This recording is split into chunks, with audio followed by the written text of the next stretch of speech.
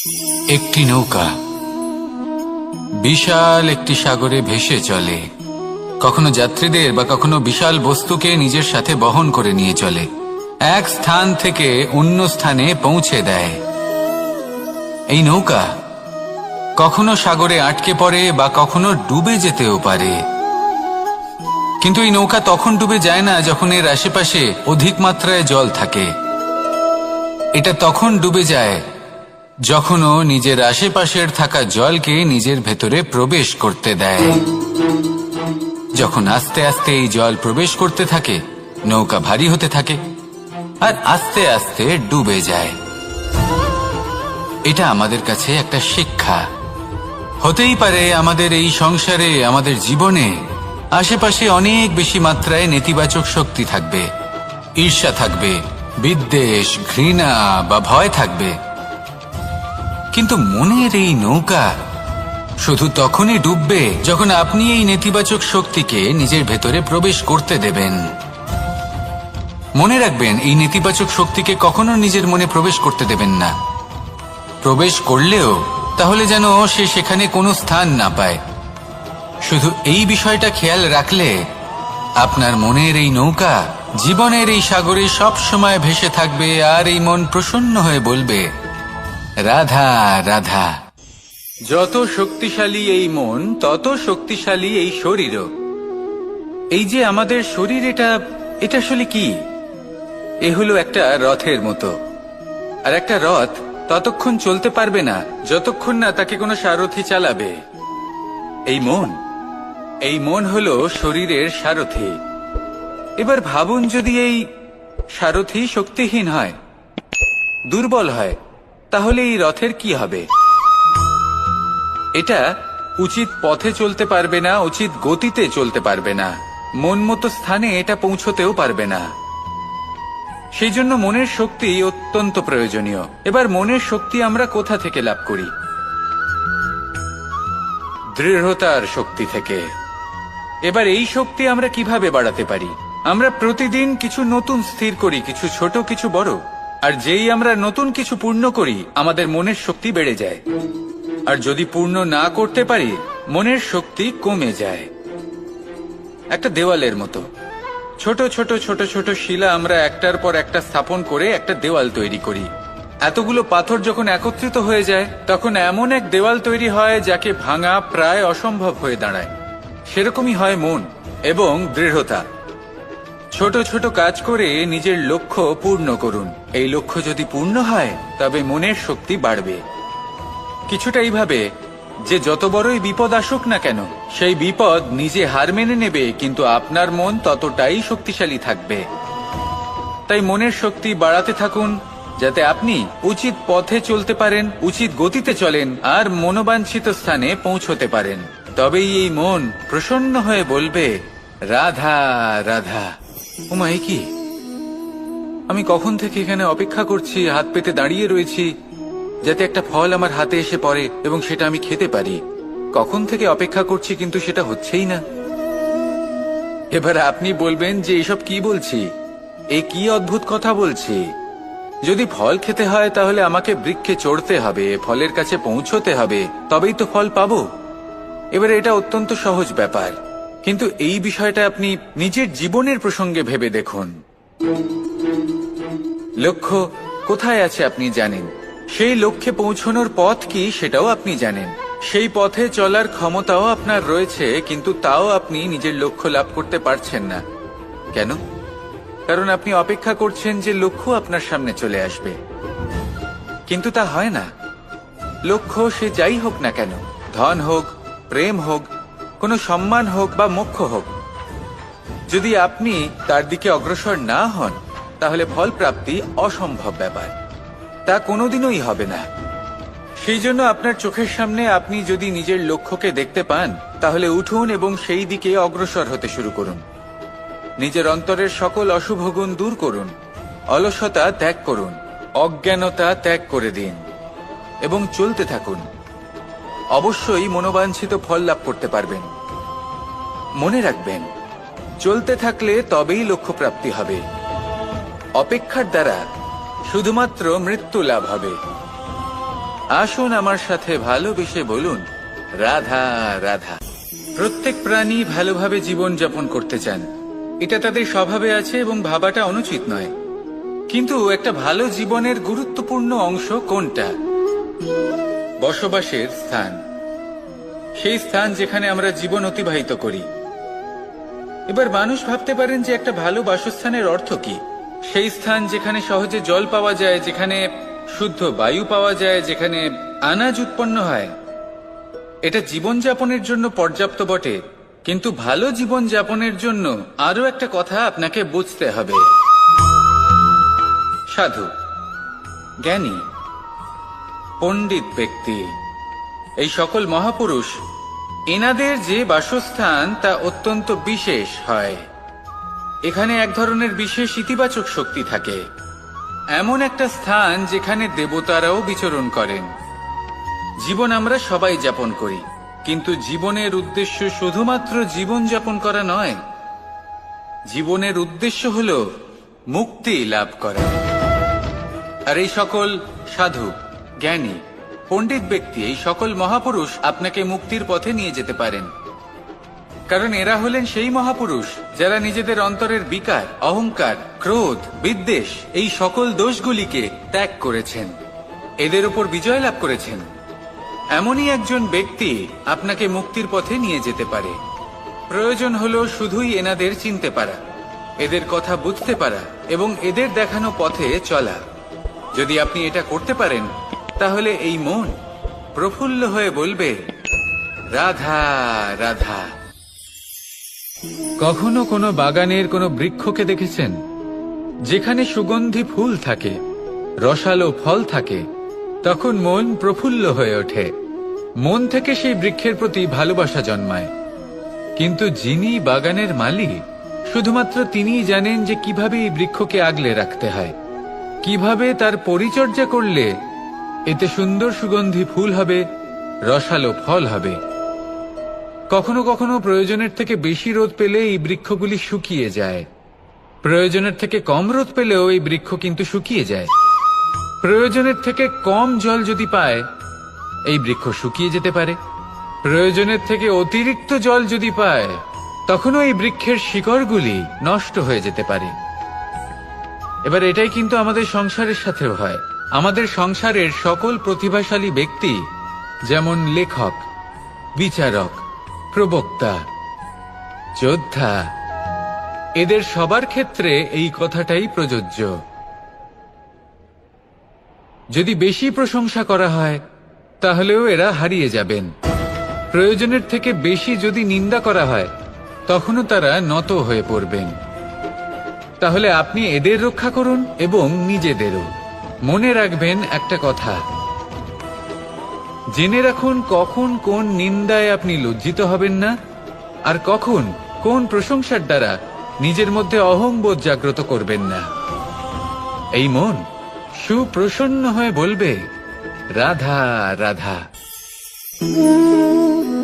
জল, এ হলো জীবনের আধার পঞ্চতত্ত্বের মধ্যে একটি, আর অত্যন্ত বিশেষ। এর থেকে অনেক বড় শিক্ষা পাওয়া যায়। এই জল, গন্তব্যের বিষয়ে এর স্পষ্ট ধারণা আছে।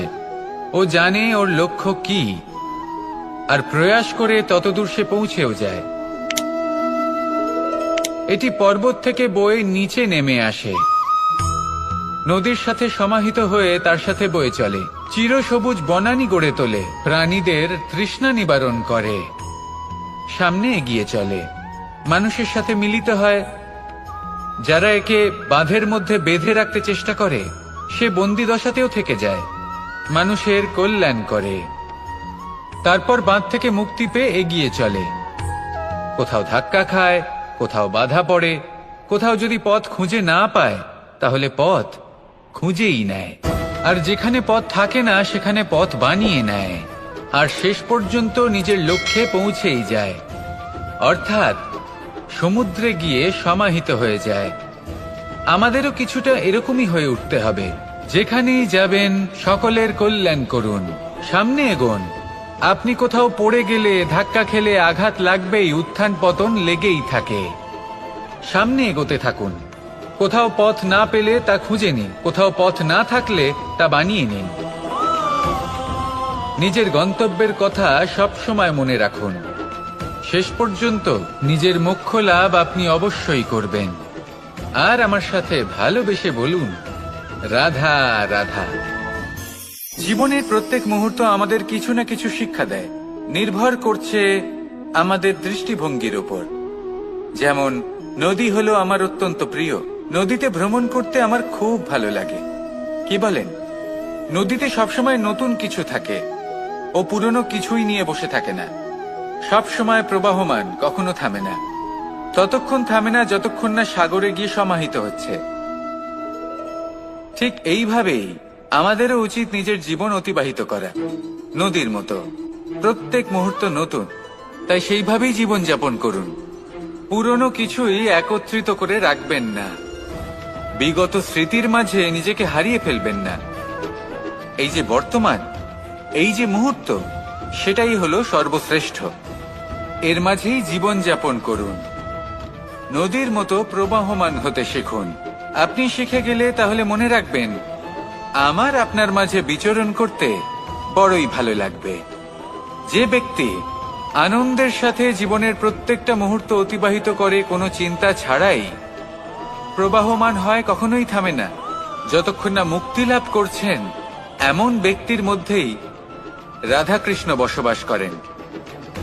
তাহলে আসুন আমার সাথে ভালোবেসে বলুন, রাধা রাধা।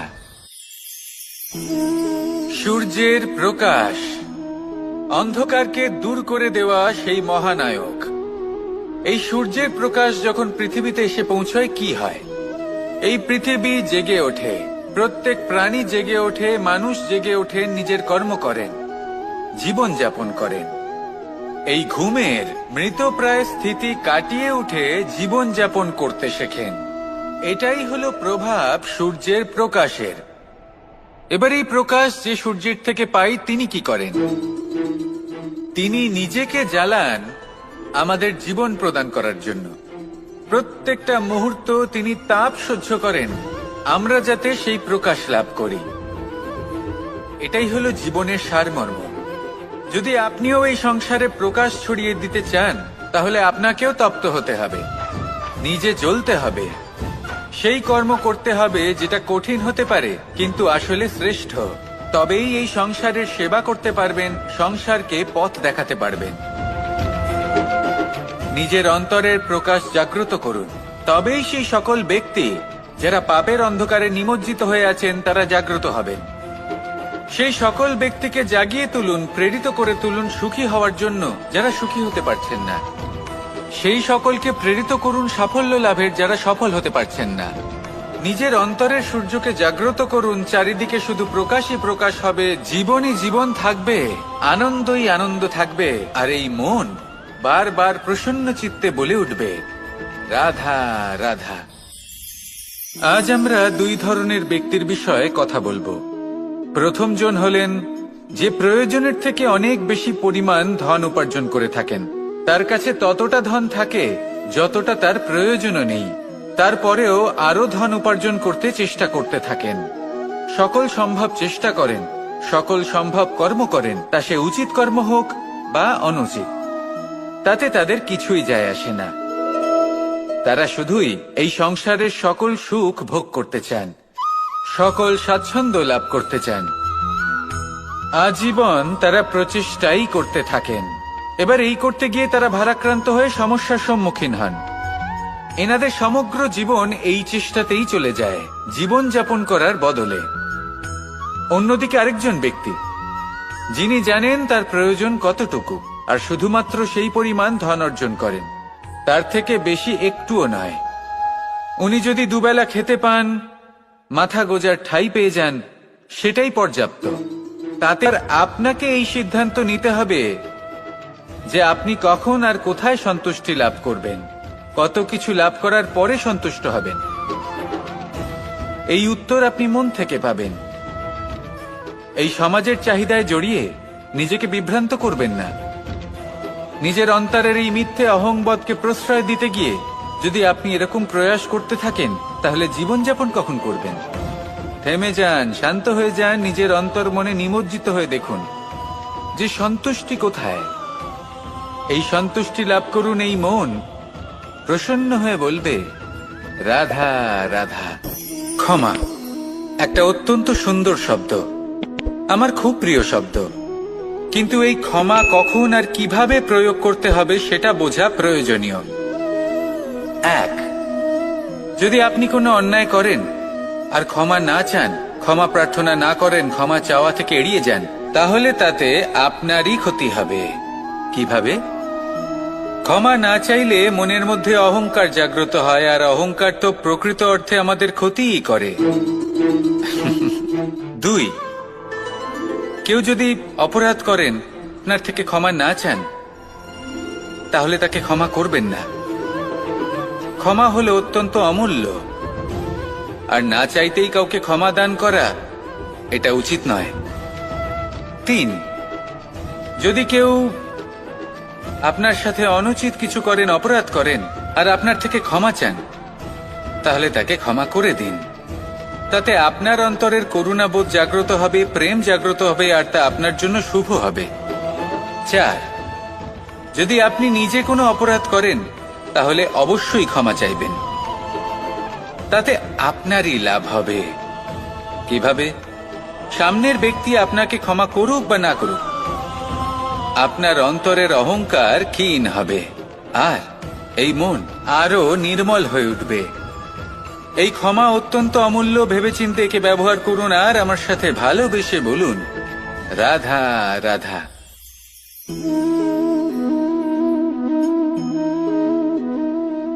ভোজনের দ্বারাই শরীর পুষ্টি লাভ করে। ছোটবেলা থেকে আজ পর্যন্ত যাই আপনার ভোজন হয়ে থাকুক, যাই আপনার আহার হয়ে থাকুক, সেই অনুসারেই আপনার শরীর গঠিত হয়েছে। এই ভোজন অত্যন্ত গুরুত্বপূর্ণ, সেই জন্য এর প্রত্যেক অংশকে বোঝা খুব আবশ্যক। প্রথম অংশ, যে আমরা কি গ্রহণ করছি, এই ভোজন কোন স্থান থেকে আসছে সেটা বুঝুন। দ্বিতীয় অংশ, ভোজন কে বানাচ্ছেন। এই ভোজন সর্বশ্রেষ্ঠ তখনই হয় যখন মাতার হাতে তৈরি করা ভোজন হয়। কিন্তু যদি মাতার তৈরি করা ভোজন আপনি প্রাপ্ত নাও করতে পারেন, তাহলে সেই ব্যক্তির ভোজন তৈরি করা উচিত যিনি সাত্ত্বিক। তৃতীয় অংশ, কোন স্থানে আপনি ভোজন গ্রহণ করছেন। যে স্থানে আপনি ভোজন গ্রহণ করছেন তা সাত্ত্বিক হওয়া উচিত। তা হলো অত্যন্ত গুরুত্বপূর্ণ। এবং চতুর্থ সবথেকে গুরুত্বপূর্ণ অংশ, তা হলো এই ভোজন আপনি যার দ্বারা প্রাপ্ত করেছেন, যেখান থেকে প্রাপ্ত করেছেন, যে স্থানে বসে আপনি ভোজন গ্রহণ করছেন, তার প্রতি কৃতজ্ঞতা প্রকাশ করুন এবং ভোজন পূর্ণরূপে সমাপ্ত করুন।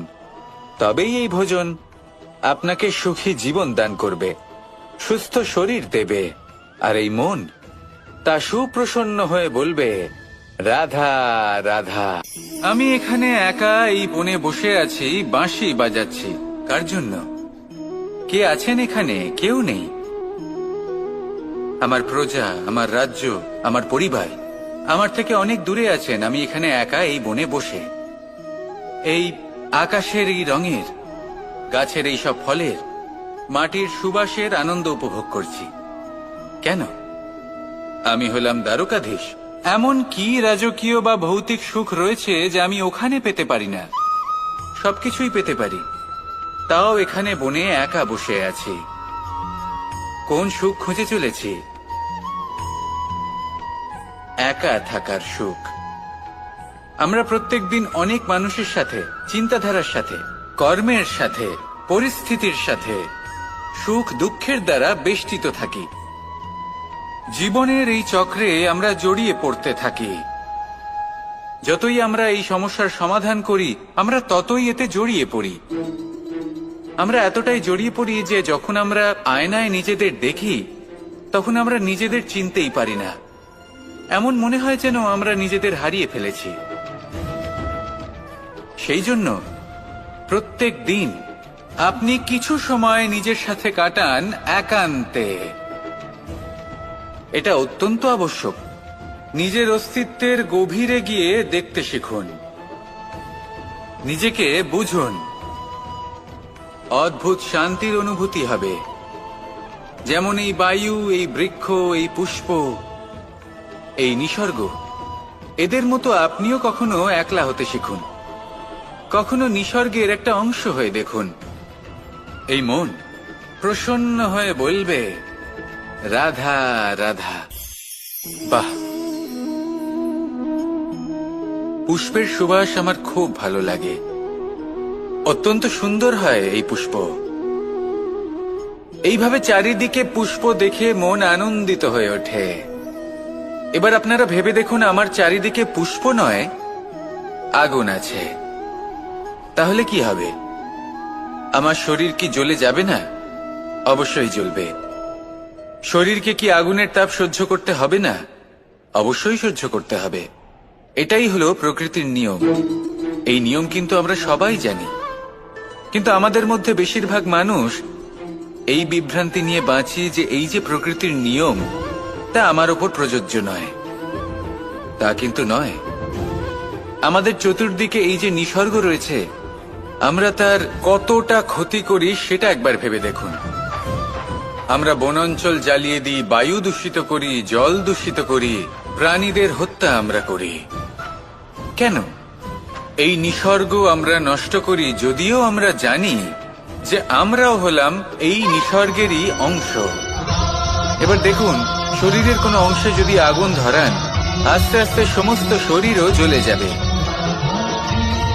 সেইভাবেই নিসর্গ যদি নষ্ট হয়ে যায়, তাহলে মনুষ্য জাতিও নষ্ট হয়ে যাবে। তাই এই যে নিসর্গ আপনি দেখছেন, এই পুষ্প, এই বৃক্ষ, বায়ু, জল, এদের সকলকে রক্ষা করুন, নষ্ট নয়। মনে রাখবেন, যদি নিসর্গ থাকে মানুষ থাকবে, যদি নিসর্গ থাকে তাহলেই জীবন থাকবে। আসুন আমার সাথে ভালোবেসে বলুন, রাধা রাধা।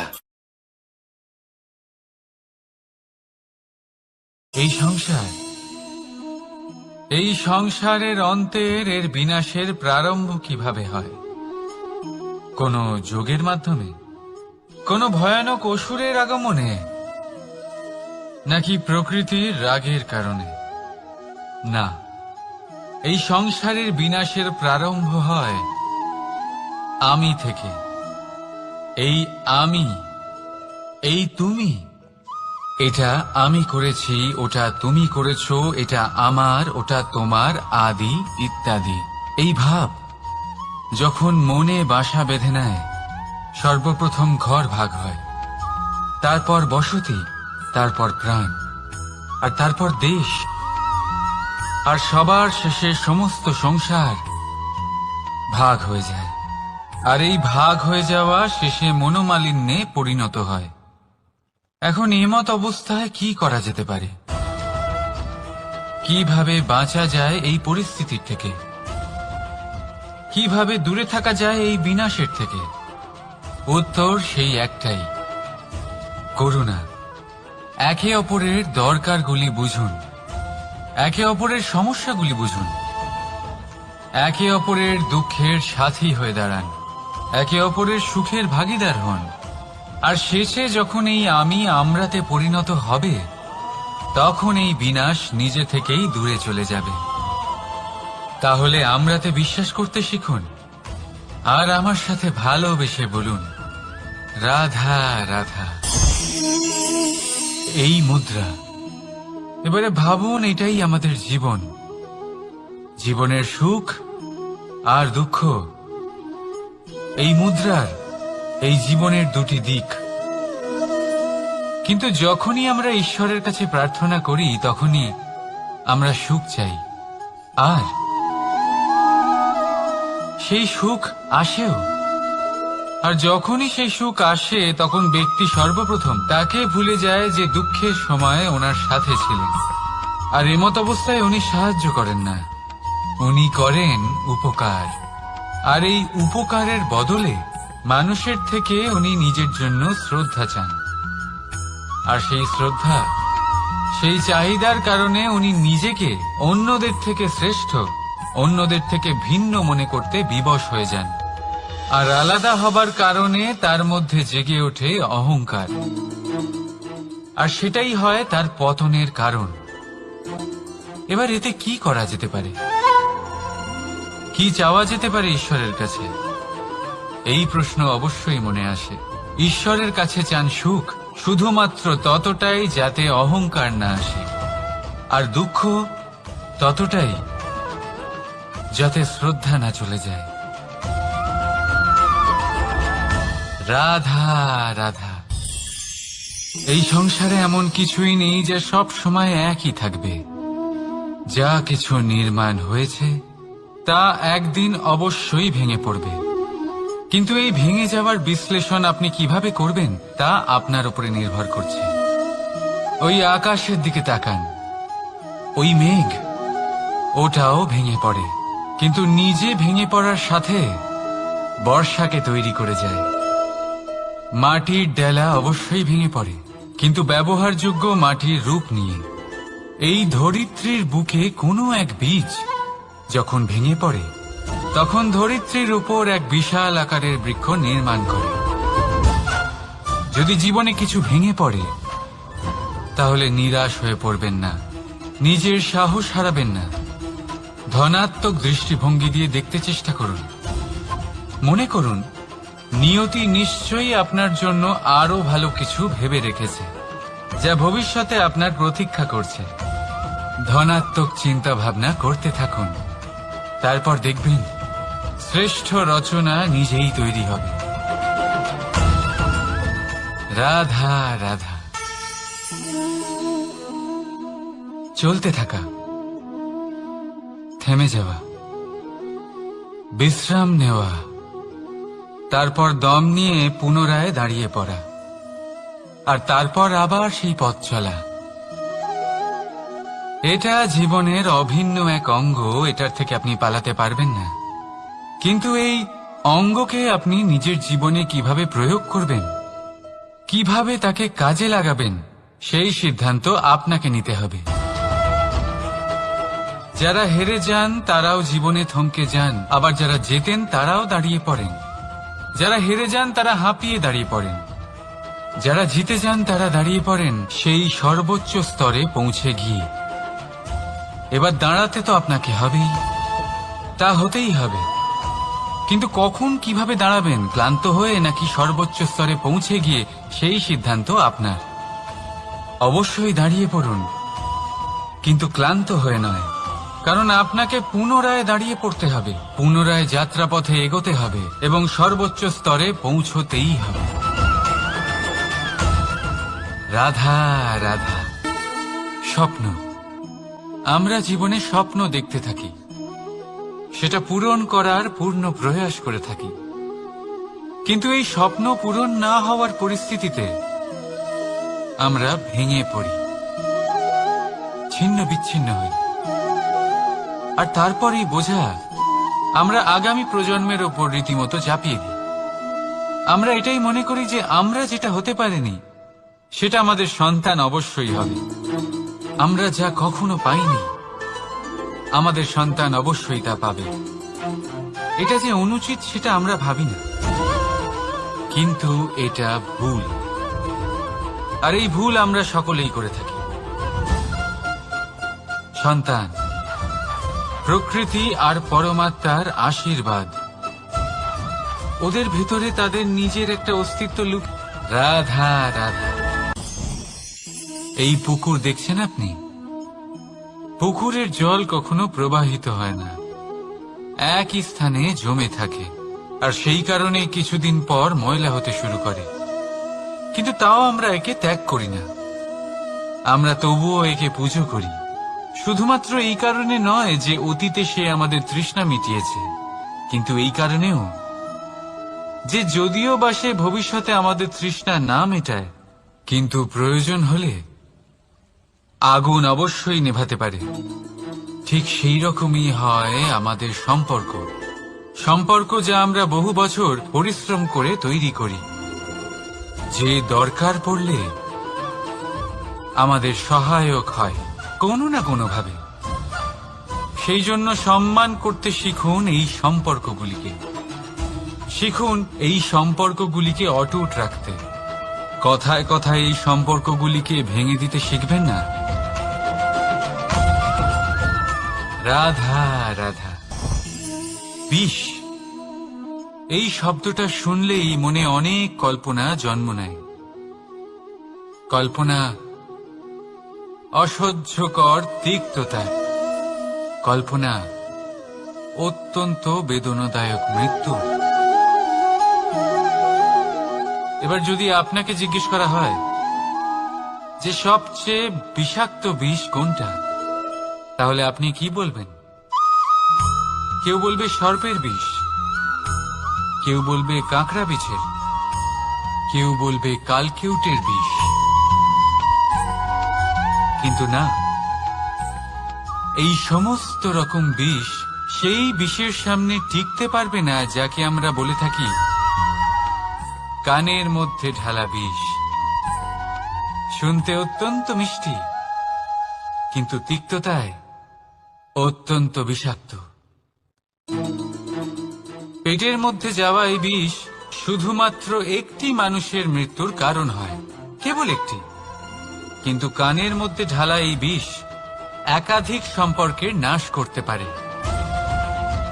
আর এটাতে সেই ব্যক্তির ভুল নেই যে আপনার কানে বিষ ভরেছে, আপনি তাকে দোষ দিতে পারেন না। এখানে দোষ আপনার নিজের, যে এই বিষকে আপনি নিজের উপরে প্রভাব ফেলতে দিয়েছেন, এই বিষকে সুযোগ দিয়েছেন আপনার ক্ষতি করতে। এটা আপনার ভুল। সেই জন্য কুমন্ত্রণায় কখনো কান দেবেন না। আপনার মনে ভালোবাসার দৃঢ়তা জাগিয়ে তুলুন আর নষ্ট করে দিন এই সংসারের সমস্ত বিষের প্রভাবকে। রাধা রাধা। জীবন, আমাদের এই জীবন, সুখ আর দুঃখ, এই দুইয়ের মিশ্রণ। এদের সংমিশ্রণই জীবনের ভারসাম্য বজায় রাখে। এখন এই সুখ, সুখ এমন এক বস্তু যাকে সবাই খুঁজে চলেছে। দুঃখ এমন এক অনুভূতি যা সবার কাছে আছে। আমাদের প্রত্যেকের জীবনে সুখ আর দুঃখ আসতে থাকবে আর যেতেও থাকবে। এটা অবশ্যই জীবনে থাকবে। কিন্তু সফলতা, এটা সবার জীবনে আসে না। কেন? কারণ এই সফলতা সুখ আর দুঃখের দ্বারা প্রাপ্ত হয় না। সফলতা প্রাপ্ত হয় নিজের উপরে বিশ্বাস করতে থাকলে। আকাশের ওই সূর্যকে দেখুন, সূর্যের বিশ্বাস আছে নিজের উপর যে সে সমস্ত জগৎকে আলোকিত করতে পারবে, নিজের প্রথম রশ্মি দিয়ে অন্ধকারকে দূর করতে পারবে। সূর্য এই বিশ্বাস নিয়েই আসে, আর কিছুক্ষণের মধ্যেই সমস্ত সংসার থেকে অন্ধকারকে বিনাশ করে ফেলে সে। তাহলে মনে রাখবেন, এই সুখের আভাস, এই দুঃখের অনুভূতি আসতেও থাকবে আর যেতেও থাকবে। শুধু নিজের উপরে বিশ্বাস রাখুন, তারপর দেখবেন এই সফলতা আপনার দাস হয়ে থাকবে। রাধা রাধা। চাঁদ কত শ্রেয়, শুভ্র, কত সুন্দর। কিন্তু যদি আপনি মনোযোগ সহকারে দেখেন তাহলে দেখবেন এই চাঁদেও দাগ আছে। আর এই দাগগুলি থাকার কারণে কি এই চাঁদের মাহাত্ম্য কখনো কমে যায়? কখনো নয়। এর কারণ হলো চাঁদের নিরন্তর চেষ্টা। একবার এই আকাশে দেখুন, এই অন্ধকার সবসময় চেষ্টা করে চাঁদকে ঢেকে দেওয়া, কিন্তু এই চাঁদ সবসময় এই অন্ধকারের সাথে লড়াই করতে থাকে। অমাবস্যা থেকে শুরু করে চাঁদের এই যাত্রা পূর্ণিমা অবধি পৌঁছেই যায়। আর তাই এই চাঁদের পুজো করা হয়, এই কারণে এই চাঁদকে মাহাত্ম্য দেওয়া হয়। এইভাবেই যদি আপনার মধ্যে কোনো দোষ থাকে, কোনো খারাপ কিছু থাকে, তাহলে সেটা কোনো বড় ব্যাপার নয়। চেষ্টা করুন সেটাকে শুধরে নেওয়ার। কিন্তু সেই কারণে নিজেকে খারাপ মনে করা, এটা অনুচিত। নিজের ভুলগুলো, নিজের দোষগুলো, নিজের খারাপ দিকের কথা ভুলে আপনি এই সংসারের ভালোর দিকে প্রস্থান করেই দেখুন না, আপনি দেখবেন আপনার অন্তরের তেজ ঠিকরে বেরোচ্ছে। রাধা রাধা। জীবনে ঈশ্বরের কাছে কিছু না কিছু প্রার্থনা করি, আর ঈশ্বর যখন আমাদের মনস্কামনা পূরণ করেন তখন আমরা প্রসন্ন হয়ে যাই। কিন্তু যখন ঈশ্বর আমাদের মনস্কামনা পূর্ণ করেন না, তখন আমরা ভাবি, সন্দেহ করি যে সত্যি ঈশ্বর আছেন। আপনাকে একটা কথা বলি, আপনি যদি ঈশ্বরের সম্মুখে নিজের ইচ্ছে বা মনস্কামনা রাখেন আর ঈশ্বর তা পূরণ করেন, তার অর্থ হলো ঈশ্বর এটা জানেন যে আপনার তার প্রয়োজন রয়েছে। কিন্তু যদি আপনি কামনা করেন আর তা পূর্ণ না হয়, তাহলে শুধু এটা মনে রাখবেন যে ঈশ্বর সেই সব দেখতে পান যা আপনি দেখতে পাচ্ছেন না। দ্বিতীয় কারণ হলো এটা, ঈশ্বর এটা খুব ভালো করে জানেন যে যে ইচ্ছে আপনি রাখছেন সেই ইচ্ছে আপনি নিজের জোরে পূর্ণ করতে পারেন। তাই যদি আপনার ইচ্ছে ঈশ্বর পূর্ণ করেন, তাকে ধন্যবাদ জানান, আর যদি উনি আপনার ইচ্ছে পূর্ণ না করেন, তাহলে আরো ধন্যবাদ জানান। কারণ হয় উনি আপনার মঙ্গল চাইছেন, বা উনি আপনাকে ততটাই যোগ্য বলে মনে করছেন যে আপনি নিজেই নিজের ইচ্ছে, নিজের স্বপ্ন পূরণ করতে পারবেন। নিজের কর্ম করতে থাকুন, জীবনের সামনে এগোতে থাকুন, আর আমার সাথে ভালোবেসে বলুন, রাধা রাধা। একটা গাই আর একটা বাছুরের মধ্যে কেমন সম্পর্ক থাকে? একটা গাই নিজের বাছুরকে ডাকে, আর সেই বাছুর হাজার হাজার গাইয়ের মধ্যে থেকেও নিজের মাকে চিনতে পেরে যায় আর নিজের মায়ের সাথে এসে জড়িয়ে পড়ে। আর কিছুটা ঠিক এরকমই সম্পর্ক হলো আপনার কর্ম এবং আপনার কর্মফলের মধ্যে। আপনি যেমন কর্ম করবেন, আপনার কর্ম আপনার কর্মফলকে ডাক দেবে, আর আপনার কর্মফল কোথাও না কোথাও থেকে আপনাকে খুঁজতে খুঁজতে এসে আপনার সাথে জড়িয়ে পড়বে। তাই উচিত এটাই হবে যে আপনি সৎকর্ম করুন, কারণ ঈশ্বর যদি আপনাকে আপনার ভুলের জন্য ক্ষমা করেও দেন, আপনার কর্ম কিন্তু করবে না। তাই যদি আপনি দুষ্কর্ম করতে চলেছেন, তাহলে আপনি প্রস্তুত থাকুন, আর যদি আপনি শুভ কর্ম করতে চলেছেন, তাহলেও আপনি প্রস্তুত থাকুন। আপনার কর্ম যেমন হবে তেমন ফল আপনার কাছে নিজে থেকেই চলে আসবে। আজ না হোক কাল, কাল না হোক অন্য কোনো সময়, অবশ্যই আসবে। আসুন আমার সাথে ভালোবেসে বলুন, রাধা রাধা। কোনো বাড়িতে, কোনো পরিবারে যখন কারোর জন্ম হয়, তখন তা কত সুখের মুহূর্ত হয়। সেই ছোট্ট সন্তান যখন কিছুটা বড় হয়, সে হাঁটার চেষ্টা করে, আর সেই প্রক্রিয়াতেও খুব বড় একটা শিক্ষা লুকিয়ে রয়েছে, ঠেলে দেওয়া। যখন আপনি হাঁটতে চান, সামনে এগোতে চান, তখন আপনি কি করেন? নিজের পায়ের তলার যে মাটি, তাকে আপনি পেছনে ঠেলে দেন। ব্যাস, এই একই জিনিস তো জীবনেও শিখতে হবে। এবার যদি আপনি জ্ঞানের পথে অগ্রসর হতে চান, তাহলে অজ্ঞানতাকে পেছনে সরিয়ে দিতে হবে। যদি আপনি প্রকাশের দিকে এগোতে চান, তাহলে অন্ধকারকে পেছনে সরিয়ে দিতে হবে। যদি আপনি ভবিষ্যতে সফল হতে চান, তাহলে অতীতের যে অসফলতাগুলিকে পেছনে সরিয়ে দিতে হবে। যে জল বইতে বইতে থেমে যায়, তাকে আমরা নালা বলে থাকি, তার থেকে দুর্গন্ধ বের হয়।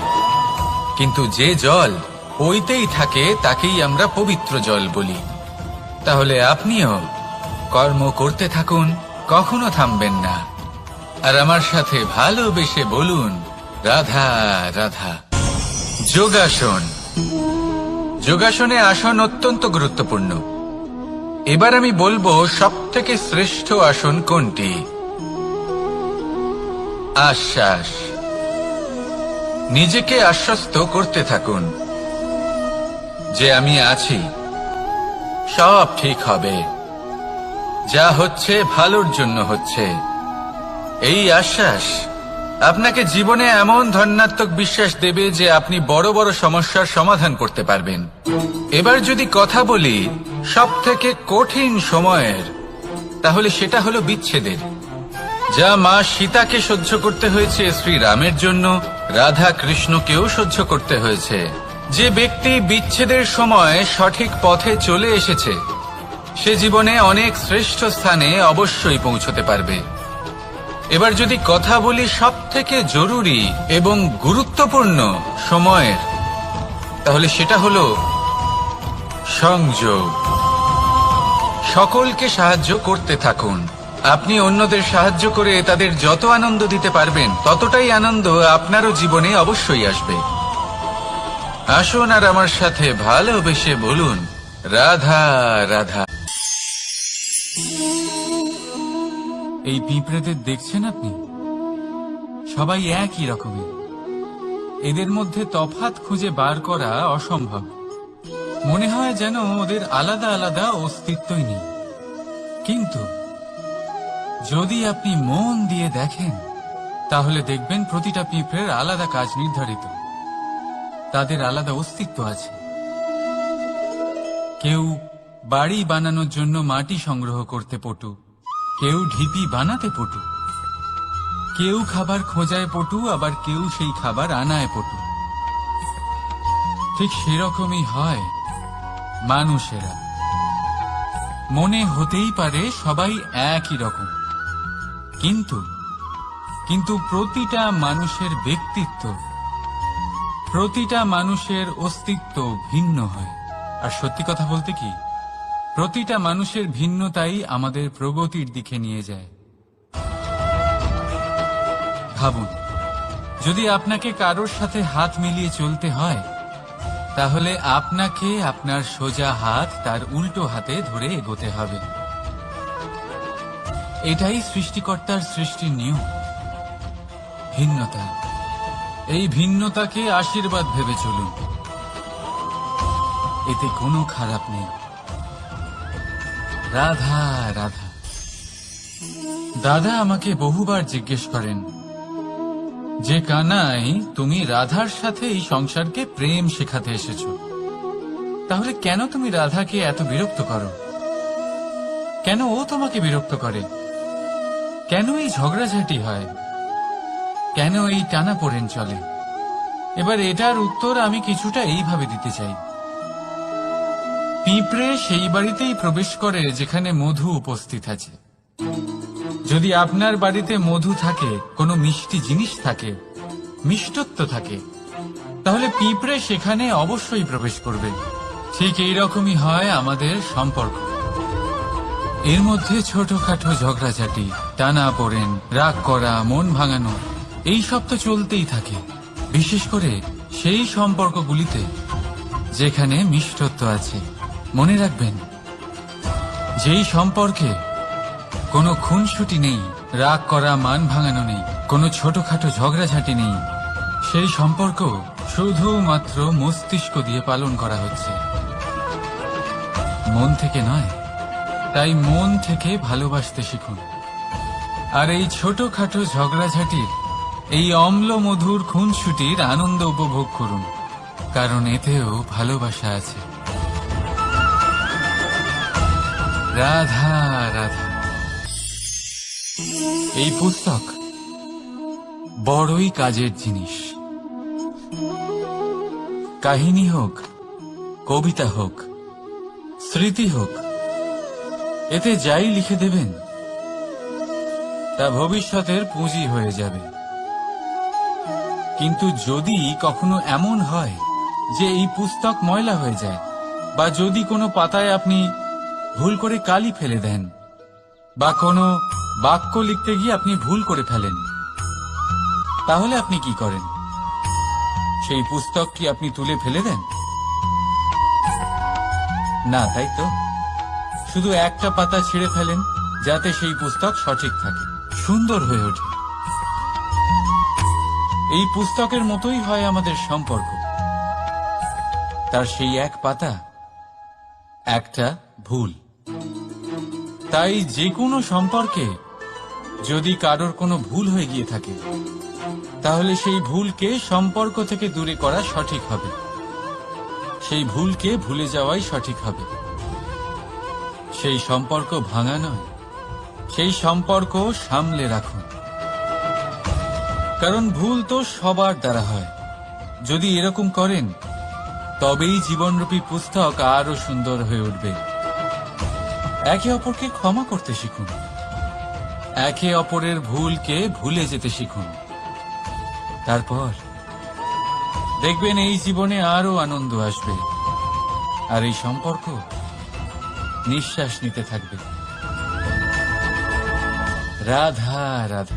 মানুষ ছোট হোক বা বড়, রাজা হোক বা দরিদ্র, সমস্ত মানুষের মধ্যে একটা সামঞ্জস্য থাকে।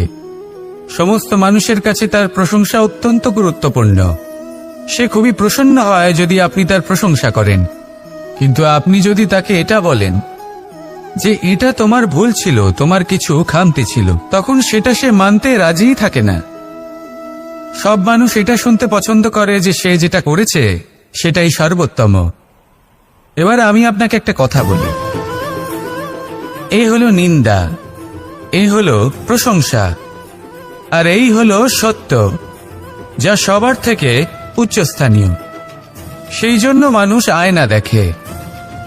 আয়না তাকে তার সৌন্দর্য দেখায় না, তাকে দেখায় যা সত্য, যাতে মানুষ আরো সুন্দর হওয়ার চেষ্টা করতে থাকে। তাই আয়না অত্যন্ত গুরুত্বপূর্ণ সত্যকে জানার জন্য।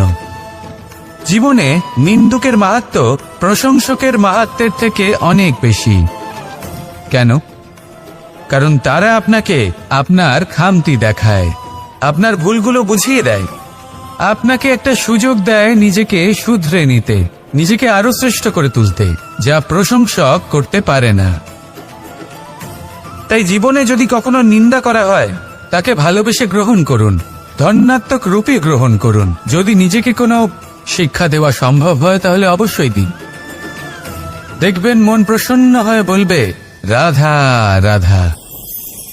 জীবনে কখনো সাফল্য আসে, আবার কখনো অসফলতা, কখনো আশা পাওয়া যায়, কখনো নিরাশা, কখনো জয় লাভ করি, আবার কখনো পরাজয়।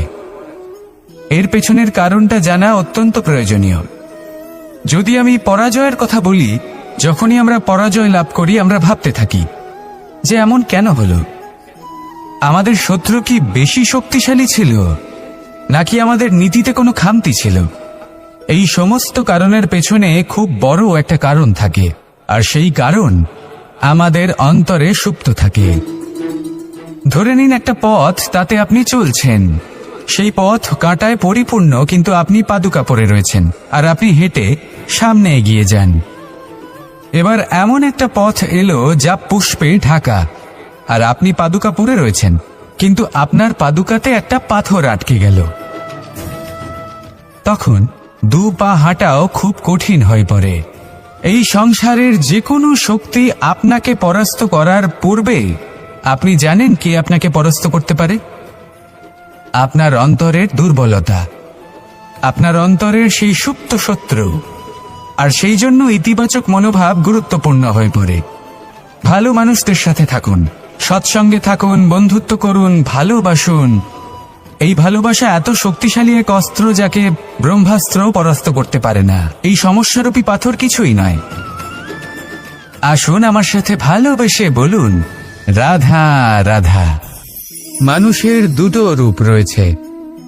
এক, আমাদের এই মুখ, যা শুধুই চোখে দেখা যায়, আর দ্বিতীয় আমাদের এই মন, যা শুধুমাত্র অন্তরাত্মা দ্বারা দেখা যায়।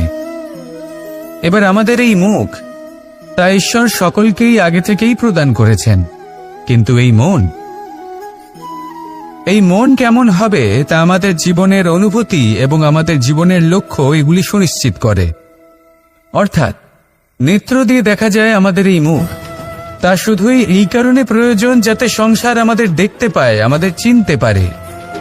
কিন্তু যদি এই সংসারে আপনি প্রকৃত অর্থে মান সম্মান লাভ করতে চান, তাহলে নিজের অন্তরাত্মাকে আপনাকে বিকশিত করতেই হবে। দেখুন, কথায় আছে এই যে অসুর, তা শারীরিকভাবে উপস্থিত নয়, তা মনের মধ্যে থাকে। যদি এই মন থেকে অসুরকে বের করে দেওয়া যায়, তাহলে শরীরে তা উপস্থিত থাকবেই না। তাই মনকে শুদ্ধ করুন আর আমার সাথে ভালোবেসে বলুন, রাধা রাধা। মানুষ যখনই একে অপরের সামনে নিজেদের হৃদয়ের ভাবনা প্রকাশ করে, তখন এক অত্যন্ত প্রভাবশালী মাধ্যম তারা ব্যবহার করে, যাকে ভাষা বলা হয়। এবার আমি দেখেছি যে একজন মানুষ অনেকগুলো ভাষাতেই নিপুণ। আমি এটাও দেখেছি যে মানুষ অনেকগুলো ভাষায় কথা বলে, কখনো কখনো অনেক ভাষা মিলিত করে তার প্রয়োগ করে, উচিত প্রকারে তাকে ব্যবহার করে না, না সেটাকে সম্মান করে, আর না ভাষাকে শুদ্ধ রাখে। আর এটা হলো অনুচিত। যদি ভাষাকে শুদ্ধ রাখেন তাহলে ভাষা আপনার চরিত্রকে শুদ্ধ রাখবে, তা আপনার একাগ্রতা বাড়িয়ে তুলবে। এই প্রত্যেক ধ্বনিকে অনুভব করে যদি আপনি শব্দের উচ্চারণ করেন, ভাষাকে প্রয়োগ করেন, তাহলে আপনিও আনন্দ পাবেন, আর যিনি শুনছেন সেই ব্যক্তির কানেও মধুর শব্দ বাজবে। তাই মনে রাখবেন, যে ব্যক্তি ভাষার পবিত্রতাকে সম্মান করে তাকে সংসারও সম্মান করে। ভাষাকে শুদ্ধ এবং পবিত্র রাখুন, তাহলে ভাষা আপনার চরিত্রকেও শুদ্ধ এবং পবিত্র রাখবে। আর এই মন সুপ্রসন্ন হয়ে বলবে, রাধা রাধা। এ হলো রামায়ণের সময়কালের কথা। সেতু নির্মাণ করার কাজ চলছিল। সমস্ত বানর সেনা এই কাজে নিযুক্ত হয়েছিলেন। বড় বড় পাথর তুলে নিয়ে এই বানর সেনা সমুদ্রে ফেলছিলেন। এই কাজ চলছিল। এমন সময় ছোট্ট একটা কাঠবিড়ালি এলো। ছোট ছোট মাটির ডেলা হাতে নিয়ে সাগরের কাছে যাচ্ছিল, আর বড় বড় পাথরের পাশে রেখে দিচ্ছিল, যথাসম্ভব সেখানে রেখে আসছিল। সারা দিন ধরে সে এই পরিশ্রম করেই যাচ্ছিল। এবার শ্রীরাম তার এই কাজ দেখতে পেলেন। সেই ছোট্ট কাঠবিড়ালিটিকে নিজের হাতে তুলে নিলেন এবং অত্যন্ত ভালোবেসে তার পিঠে হাত বুলিয়ে দিলেন। কথায় আছে যে কাঠবিড়ালির পিঠে যে দাগ আছে, সেই 3টি দাগ এসেছে শ্রীরামচন্দ্রের 3 আঙুলের থেকে। যে কাজ আপনি করছেন তাতে সমস্ত শক্তি প্রয়োগ করুন। যতটা আপনার সামর্থ্য রয়েছে, যতটা আপনার প্রতিভা রয়েছে, সম্পূর্ণভাবে উৎসর্গ করে দিন। ঠিক এমনভাবে কর্ম করুন। সেই কাঠবিড়ালি কিন্তু তাই করেছিল। সেই জন্য শ্রীরামের সাথে সেও সেই কাহিনীতে অমর হয়ে গেছিল। সম্পূর্ণ শক্তি প্রয়োগ করুন, সম্পূর্ণ সামর্থ্যের সাথে কর্ম করুন, কারণ এটাই হলো শ্রেষ্ঠ পথ কোনো কর্ম করার। আসুন আমার সাথে ভালোবেসে বলুন, রাধা রাধা। এই সংসারে যখন সাফল্যের পথে আপনি অগ্রসর হবেন, তখন আপনার পরিশ্রম, একাগ্রতা, সাহসের সাথে সাথে সমাজের মানসিকতাও সহ্য করতে হবে। প্রত্যেক ব্যক্তি কিছু না কিছু ভাবেন, কিছু না কিছু বলেন। কিছু মানুষ এমন আছেন যারা ভাববেন যে আপনি কিছুই করতে পারবেন না। তারা আপনার নিন্দা করবেন, আর এই নিন্দার কথা ভেবেই আমরা ভয়ভীত হয়ে পড়ি। সেই কারণে নিজেদের আশা, নিজেদের বিশ্বাস হারিয়ে ফেলি। এবার যদি সেই নিন্দার ভয়ে আমরা লক্ষ্যচ্যুত হই, তাহলে সেটা অনুচিত। সেই জন্য জীবনে শুধু পরিশ্রম করতে থাকুন, সামনে এগোতে থাকুন। যেই দিন আপনি আপনার লক্ষ্য লাভ করবেন, সেই প্রত্যেক ব্যক্তি যারা নিন্দা করছিলেন তাদের দৃষ্টি আপনা থেকেই পাল্টে যাবে, ঠিক কিনা? এই সংসারকে যা প্রাণ চায় তাই বলতে দিন। যদি আপনি কারোর কথা শুনতে চান, তাহলে নিজের অন্তরের কথা শুনুন। সেটাই আপনাকে উচিত পথে নিয়ে যাবে। সামনে অগ্রসর হতে থাকুন, পরিশ্রম করুন। এমন একটা দিন আসবে যেদিন এই নিন্দুক ব্যক্তিরা আপনার লক্ষ্যপ্রাপ্তির উদাহরণ সবাইকে দেবে। আসুন আমার সাথে ভালোবেসে বলুন, রাধা রাধা। ভাবেন যে ধন অর্জন করা হলো অত্যন্ত গুরুত্বপূর্ণ। তিনি আজীবন ধন অর্জন করতে থাকেন, ধন অর্জন করার চেষ্টা করতে থাকেন। সে যাই হয়ে যাক না কেন, পরিশ্রম করতে থাকেন। স্বাস্থ্যের দিকে নজর দেন না, না উচিত সময় খাবার খান, না উচিত সময় ঘুমোতে যান, না পর্যাপ্ত সময় পর্যন্ত ঘুমন, কিছুই না। ধন অর্জন করতেই থাকেন, করতেই থাকেন। আর কিছু সময় পরে যখন তিনি অসংখ্য ধন লাভ করে ফেলেন, তখন তার সাথে ওনার শরীরে অনেক রোগ বাসা বাঁধে। এইসব রোগের উপচার করতে করতে সেই সমস্ত ধন যা উনি অর্জন করেছেন তা তিনি ব্যয় করে ফেলেন। শেষ পর্যন্ত কি হয়? আমরা যেভাবে এসেছি ঠিক সেইভাবেই ফিরে যাই। ধন এখানেই থেকে যায়। দেখুন, একটা অত্যন্ত গুরুত্বপূর্ণ কথা রয়েছে যে আপনার বোঝা উচিত। এই যে ধন, তার ব্যবহার করুন জীবনকে আরো ভালো করে তোলার জন্য। ধনের সদ্ব্যবহার করা উচিত, এমন যেন না হয় এই ধন আপনাকে ভোগ করে ফেলে। এই জীবনকে নিশ্চিত রূপে আরো শ্রেষ্ঠ করে তুলুন, কিন্তু এই ধন অর্জন করার এই প্রক্রিয়াতে নিজের সারা জীবনকে নষ্ট করে ফেলবেন না। এই জীবন উপভোগ করতে শিখুন, আর আমার সাথে ভালোবেসে বলুন, রাধা রাধা। জীবনে অনেক সময় আমরা এটা দেখে থাকি যে আগামী প্রজন্ম সেই কাজটি করে যেটা তার পূর্ববর্তী প্রজন্ম করে গেছেন। একটা উদাহরণ দিই তাহলে। দেখুন, একদিকে আছে মাতা পিতা যারা আজীবন সংঘর্ষ করেছেন ধন অর্জন করার জন্য। তারপর তারই সন্তান তার সাথে এই লড়াই করে তার থেকে সমস্ত সম্পত্তি ছিনিয়ে নিল। তারপরে যত সময় অতিবাহিত হয় সেই সন্তানের সাথেও সেই একই ক্রিয়া ঘটতে থাকে। তার সন্তান তার সমস্ত সম্পত্তি ছিনিয়ে নেয়। তাহলে এমন কি সঞ্চয় করবেন যা পরবর্তী প্রজন্মকে দিয়ে যেতে পারেন সেই বিষয়ে ভাবুন। ভেবে দেখুন, এই যে ধন সঞ্চয় আপনি করছেন এর আসলে লাভ কি? অবশ্যই আবশ্যক, কিন্তু এটাই কি শুধু সবথেকে গুরুত্বপূর্ণ বিষয় যেখানে আপনি জানেন যে আপনি এই সম্পত্তি ভোগ করতে পারবেন না, কারণ এই সমস্ত সম্পত্তি আপনাকে পরবর্তী প্রজন্মের হাতে সঁপে দিতে হবে।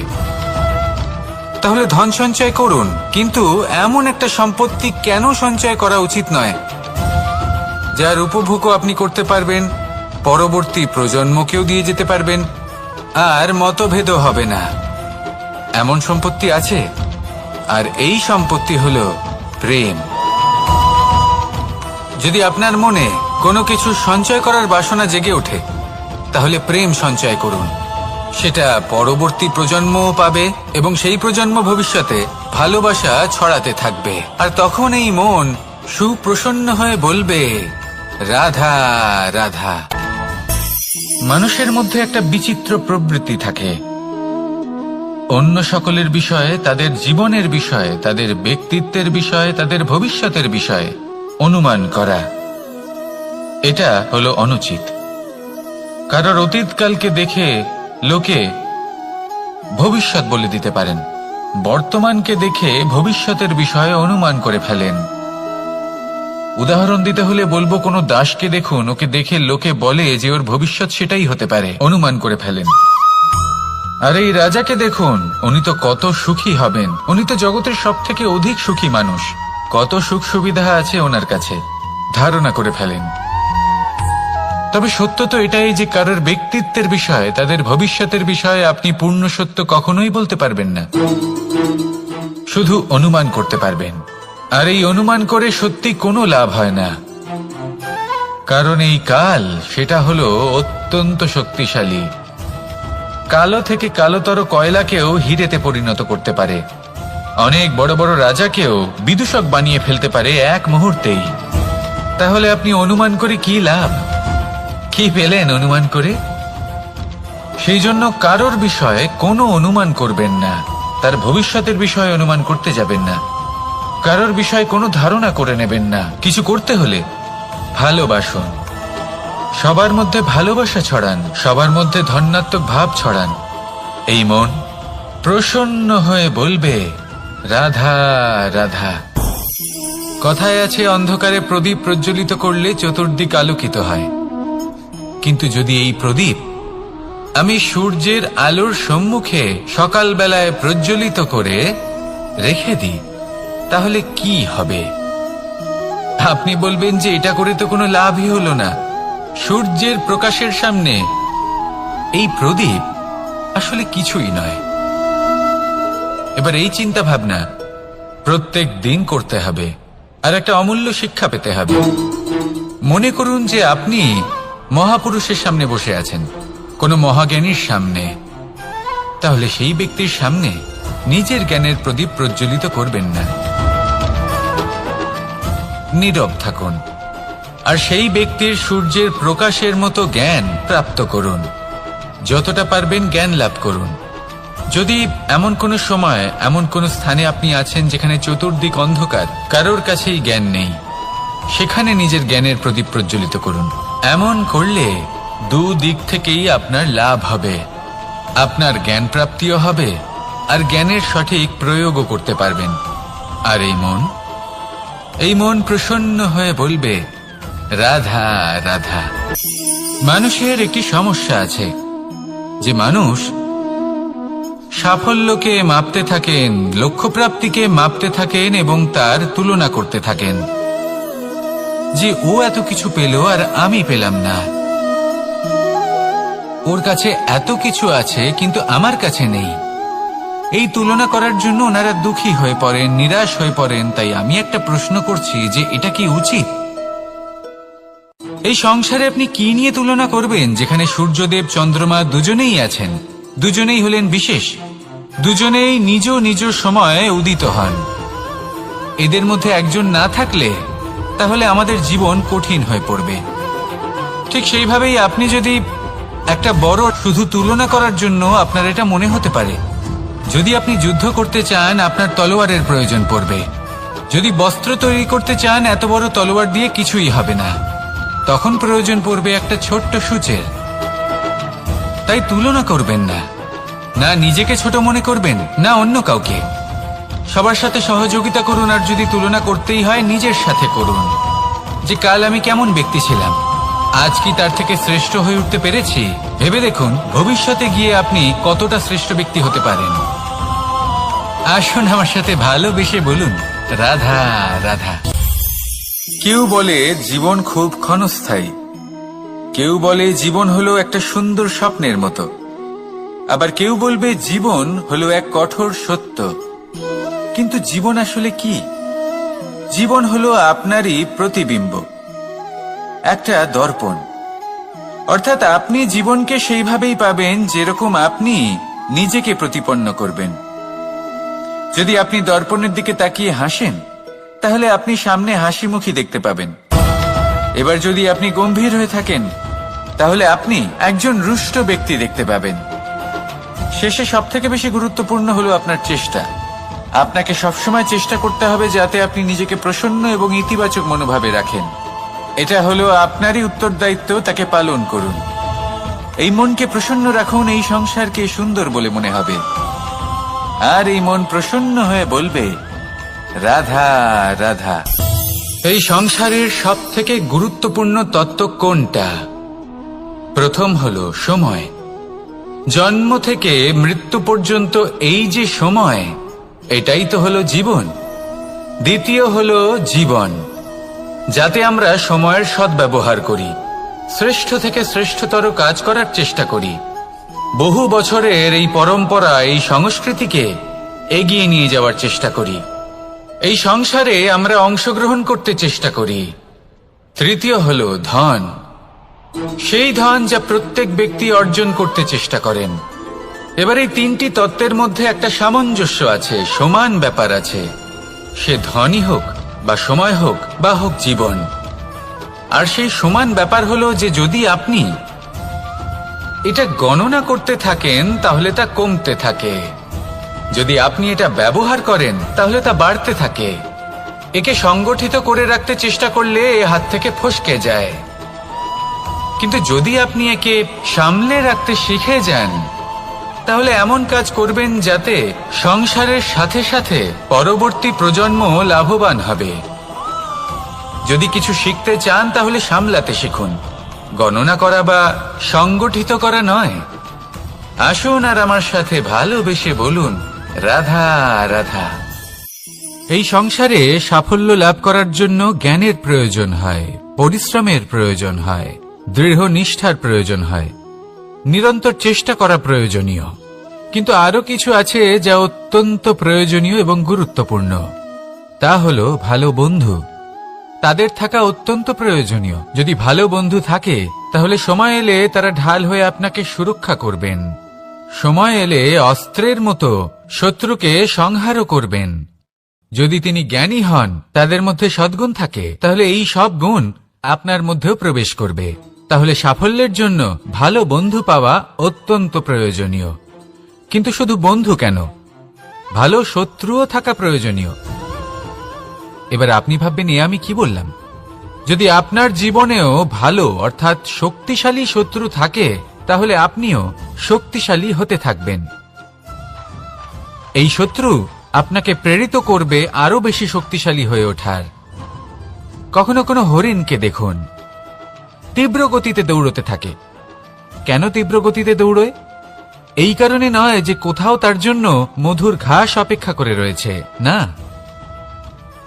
সে এই কারণে তীব্র গতিতে দৌড়য় কারণ সেটা না করলে তার পেছনে একটি সিংহ আছে যে ওকে নিজের ভোজন করে ফেলবে। তাই জীবনে বিপদ, সংকট এই সবকিছুও হলো অত্যন্ত গুরুত্বপূর্ণ। তার সম্মুখীন হতে শিখুন আর আমার সাথে ভালোবেসে বলুন, রাধা রাধা। পুরুষার্থ। শাস্ত্রে 4 ধরনের পুরুষার্থের কথা বলা হয়েছে। প্রথম হলো ধর্ম। আপনি কি জানেন এই ধর্ম আসলে কি? আপনার কি মনে হয় ধর্ম আসলে কি? কোনো বিশেষ ঈশ্বরকে মানাই কি ধর্ম বলা হয়? নাকি কোনো বিশেষ রীতি পালন করাই হলো ধর্ম? নাকি কোনো বিশেষ সাহিত্যকে সর্বশ্রেষ্ঠ মনে করাই হলো ধর্ম? না, ধর্ম হলো সেটা যাকে ধারণ করা যেতে পারে। আর ধারণ শুধু সেটাই করা যায় যা পবিত্র।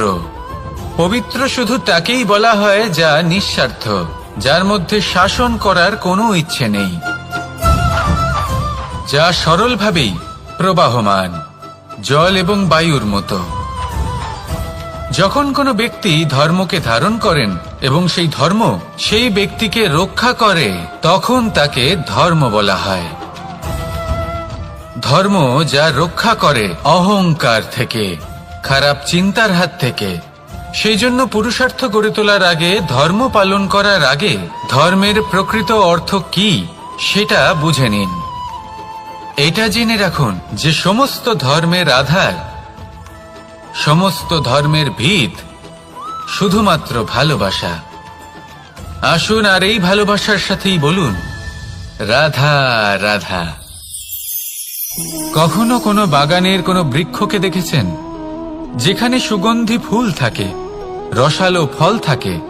তখন মন প্রফুল্ল হয়ে ওঠে, মন থেকে সেই বৃক্ষের প্রতি ভালোবাসা জন্মায়। কিন্তু যিনি বাগানের মালিক, শুধুমাত্র তিনিই জানেন যে কিভাবে এই বৃক্ষকে আগলে রাখতে হয়, কিভাবে তার পরিচর্যা করলে এতে সুন্দর সুগন্ধি ফুল হবে, রসালো ফল হবে। কখনো কখনো প্রয়োজনের থেকে বেশি রোদ পেলে এই বৃক্ষগুলি শুকিয়ে যায়, প্রয়োজনের থেকে কম রোদ পেলেও এই বৃক্ষ কিন্তু শুকিয়ে যায়। প্রয়োজনের থেকে কম জল যদি পায়, এই বৃক্ষ শুকিয়ে যেতে পারে। প্রয়োজনের থেকে অতিরিক্ত জল যদি পায়, তখনও এই বৃক্ষের শিকড়গুলি নষ্ট হয়ে যেতে পারে। এবার এটাই কিন্তু আমাদের সংসারের সাথেও হয়। আমাদের সংসারের সকল প্রতিভাশালী ব্যক্তি, যেমন লেখক, বিচারক, প্রবক্তা, যোদ্ধা, এদের সবার ক্ষেত্রে এই কথাটাই প্রযোজ্য। যদি বেশি প্রশংসা করা হয়, তাহলেও এরা হারিয়ে যাবেন। প্রয়োজনের থেকে বেশি যদি নিন্দা করা হয়, তখনও তারা নত হয়ে পড়বেন। তাহলে আপনি এদের রক্ষা করুন এবং নিজেদেরও। মনে রাখবেন একটা কথা, জেনে রাখুন কখন কোন নিন্দায় আপনি লজ্জিত হবেন না, আর কখন কোন প্রশংসার দ্বারা নিজের মধ্যে অহংবোধ জাগ্রত করবেন না। এই মন সুপ্রসন্ন হয়ে বলবে, রাধা রাধা।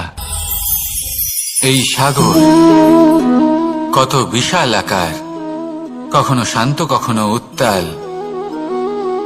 কিন্তু এই সাগরকে এত মহান কে করে তুলল? জল। এবার এই জলের যাত্রা দেখুন, সেটা কতটা কঠিন। এই জল সাগরে থাকে, সূর্য ওকে এতটা উত্তপ্ত করে তোলে যে এই জল নিজের অস্তিত্ব হারিয়ে ফেলে এবং বাষ্পে পরিণত হয়ে হাওয়ায় মিলিয়ে যায়। তারপরে আকাশে যায় আর নিজের অস্তিত্ব আবার হারিয়ে ফেলে, মেঘে পরিণত হয়। তারপর এই মেঘ কোথাও গিয়ে কোনো পর্বতে ধাক্কা খায়, তারপর আবার এই জল নিজের অস্তিত্ব হারায়। তারপরে বর্ষার রূপ ধারণ করে তা বর্ষিত হয়, বা কোনো পর্বতের চূড়ায় তার শিখরে বরফের রূপ ধারণ করে। তারপরে এই বর্ষা মাটির দিকে নিজের যাত্রা শুরু করে। এবার মাটিতে ঝরে পড়া এই বর্ষা স্রোতের আকার ধারণ করে এবং আস্তে আস্তে বইতে থাকে। এই নদীর আকার ধারণ করে এবং নদী রূপে বইতে বইতে পাথরে ধাক্কা খায় বা কোনো পর্বতে ধাক্কা খায়, আর তারপর এই নদী এসে সাগরে সমাহিত হয়ে যায়। নদীর এই জল আবারও নিজের অস্তিত্ব হারিয়ে ফেলে, কিন্তু এইবার সেই জল নিজেই সাগরে পরিণত হয়। এটা আমাদের সকলের জন্য একটা শিক্ষা যে এই সংসারে জীবন এবং সময়ের হলো এক অনন্ত যাত্রা।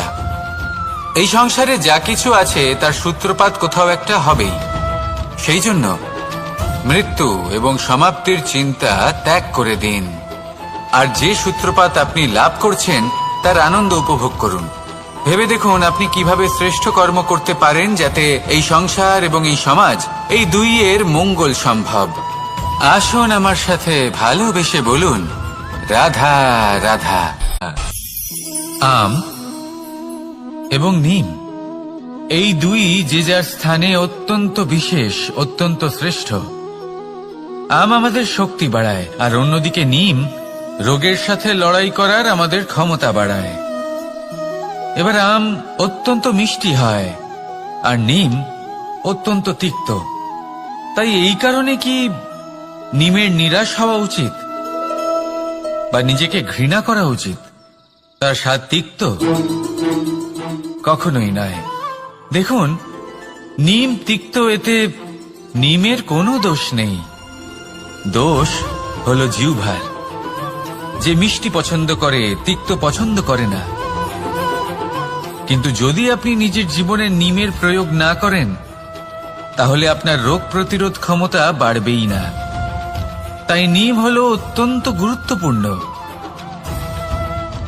এর থেকে আপনি কি শিক্ষা পেলেন? এটাই যে জীবনে কখনো অন্য কারোর মাপকাঠি দ্বারা নিজেকে পরখ করবেন না। আপনার যোগ্যতা, আপনার বিশেষত্ব, আপনার গুণ, অপগুণ, এই সব কিছু আপনি নিজে বুঝে নিন, সেটাই যথেষ্ট। আসুন আর আমার সাথে ভালোবেসে বলুন, রাধা রাধা। কামবোধ, এটাই আপনার অন্তরের প্রথম শত্রু। বেশিরভাগ মানুষই কামবোধ বলতে লালসা বোঝেন, কিন্তু এটা সম্পূর্ণ সত্য নয়। কামের আসল অর্থ হল কামনা। এটা খুবই সহজ ব্যাপার। মনুষ্য শরীর থাকলে, মানুষের মন থাকলে এই কামনা অবশ্যই থাকবে। এবার এটাই দেখতে হবে যে এই কামনা নেতিবাচক কামনা নাকি ইতিবাচক কামনা। অন্য কারোর জিনিসে নজর দেওয়া, অন্য কোনো মানুষের উপর নজর দেওয়া, কোনো অনুচিত বস্তুর দিকে নজর দেওয়া, এই নেতিবাচক কামনা। আর এই দুষ্কামনা মানুষকে দিয়ে অপকর্ম করাবেই করাবে। তাই মনে রাখবেন, যে ব্যক্তি নিজের কামনাকে নিয়ন্ত্রণে রাখতে পারেন তিনি সঠিক পথেও থাকেন, সঠিক লক্ষ্যে পৌঁছতেও পারেন। যিনি কামনা নিয়ন্ত্রণে রাখতে পারেন না, তিনি তার পথও হারিয়ে ফেলেন এবং লক্ষ্যচ্যুতও হন। তাই মনে রাখবেন, নিজের কামনাগুলিকে নিয়ন্ত্রণে রাখুন। কাম নামক এই শত্রুর ওপর বিজয় লাভ করুন, আর আমার সাথে ভালোবেসে বলুন, রাধা রাধা। আমাদের জীবনে দুই ধরনের সম্পত্তি হয়ে থাকে। এক হলো ভৌতিক সম্পত্তি, এক হলো জৈবিক সম্পত্তি। অর্থ, সম্পদ, সুবিধে, খাদ্য, এই সব ভৌতিক সম্পত্তির মধ্যে পড়ে। ব্যক্তি, মিত্র, পরিবার, আমাদের আপনজন, আত্মীয় স্বজন সব জৈবিক শ্রেণীতে পড়ে। আর প্রত্যেক মানুষের পক্ষে এই বিভাজন বোঝা অত্যন্ত আবশ্যক। কারণ মূলত আমাদের ব্যবহার দুই রকমের হয়ে থাকে। হয় আমরা ভালোবাসি বা আমরা সদ্ব্যবহার করি। আর সবথেকে বড় ভুল আমরা তখন করি যখন আমরা বুঝতেই পারি না যে ভালোবাসবো কাকে আর ব্যবহার করব কাকে। আমরা ভৌতিক সম্পত্তি ভালোবেসে ফেলি আর ব্যবহার করি জৈবিক সম্পত্তিকে, যেখানে এটা অনুচিত। জৈবিক সম্পত্তিকে ভালোবাসুন আর ভৌতিক সম্পত্তিকে ব্যবহার করুন। যেদিন আপনার মধ্যে এই বোধ জাগ্রত হবে যে কাকে ভালোবাসবেন আর কাকে ব্যবহার করবেন, সেই দিন আপনার জীবনে শুধুই শান্তি বিরাজমান হবে। আর তখন এই মন প্রসন্ন হয়ে বলবে, রাধা রাধা। কাল, আজ এবং কাল। আমাদের সমগ্র জীবন এই তিনটির আশেপাশেই ঘুরতে থাকে। আমরা সবসময় বিগত সময়ের বিষয়ে ভাবতে থাকি। অতীতে যদি আমাদের দ্বারা কোনো ভুল হয়, সেই বিষয়ে ভেবে ভেবে আমরা সবসময় অনুতাপ করতে থাকি। এটা উচিত নয়। দেখুন, অতীতের থেকে শিক্ষা লাভ করা অত্যন্ত আবশ্যক, কিন্তু সেই ভুল যাতে আবার না হয় সেই কাজটা কিন্তু আপনাকে বর্তমানেই করতে হবে, তাই না? দ্বিতীয় কথা, আমরা সবসময় ভাবি আগামী দিনের বিষয়ে, ভবিষ্যতের বিষয়ে। আমরা ভাবি যে কাল করে নেব, আজ এই কাজ করতে পারছি না, কোনো ব্যাপার নয়, কাল করে নেব। আজ কাজটা শুরু করতেই পারলাম না, কোনো ব্যাপার নয়, কাল করে নেব। আজকের দিনটাই ভালো ছিল না, কোনো ব্যাপার নয়, সেটা কাল করে নেব। ব্যাপারটা বুঝুন, আপনি নিজের সময় নষ্ট করছেন। দেখুন, এই যে কাল, তা কখনোই আপনার হাতে আসবে না। তাই যে কাজ করতে চান সেটা আজকেই করুন, অন্তত শুরুটা করুন। কারণ এই আগামী সময়, তা সবসময় আপনার থেকে এক কদম আগে থাকবে, একদিন এগিয়ে থাকবে। জানেন কেন? কারণ এই কাল আপনার জন্য অপেক্ষা করবে না, সেই জন্য আপনিও এর জন্য অপেক্ষা করবেন না। যা করার তা আজকেই শুরু করুন। কারণ যে বর্তমানে নিজের ভিত স্থাপন করেন না, ভবিষ্যৎকালে তার সুন্দর শক্তিশালী ভবন কখনো নির্মাণই হয় না। আসুন আর আমার সাথে ভালোবেসে বলুন, রাধা রাধা। সাফল্য খুব সহজ এক শব্দ। এটা হলো সেই সব শব্দের মধ্যে অন্যতম, যা মানুষ একটু বুঝলেই ভাবেন সব বুঝে ফেলেছি। আর যেই উনি বুঝতে পারেন সাফল্য কি, আজীবন সেই সাফল্যের পেছনেই ছুটতে থাকেন। এই সাফল্য হলো একটা খেলার মতো, যাতে মানুষ নিজের সমস্ত জীবন বাজি লাগিয়ে দেন। আর প্রত্যেক খেলার মতোই এরও কিছু নিয়ম রয়েছে। আর প্রাথমিক নিয়ম হলো, এই সাফল্য লাভ করার জন্য সাফল্য লাভ করার স্বপ্ন আপনাকে অবশ্যই দেখতে হবে আগে। হ্যাঁ, কিন্তু শুধুমাত্র স্বপ্ন দেখলেই কিছুই হবে না। স্বপ্ন দেখুন, তারপরে আপনার নিজের নিদ্রাকে ভঙ্গ করতে হবে, দিনরাত পরিশ্রম করতে হবে, দিনরাত চেষ্টা করতে হবে। তবেই এই সাফল্য আপনার কাছে আসবে আর আপনার পদানত হবে। তাহলে স্বপ্ন দেখুন আর পরিশ্রম করে তাকে সার্থক করুন। যদি এটা করেন, তবেই সাফল্য সহজেই আপনার কাছে আসবে।